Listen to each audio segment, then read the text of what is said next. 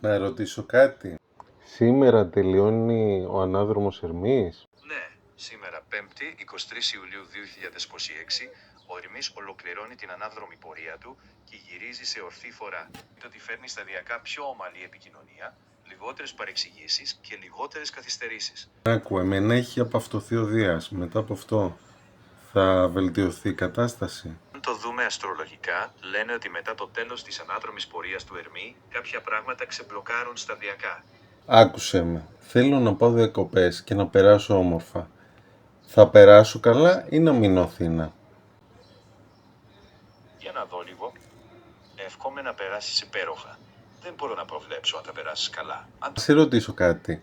Σε ποιο νησί να πάω καλύτερα στην Ελλάδα? εξαρτάται λίγο τι διακοπές θέλεις. Αλλά αν θες κάτι σκληρό και αγαπημένο σταθερά, θα σου έλεγα Νάξο για ωραίες παραλίες, καλό φαγητό και πιο χαλαρή διάθεση. Πάρος αν θες και λίγη νυχτερινή ζωή, Μήλος για τα τοπία της, Κρήτη για ποικιλία ή Κέρκυρα για πιο ιωνιοπράσινο τοπίο. Αν έπρεπε να επιλέξω ένα μόνο, θα έλεγα την Νάξο.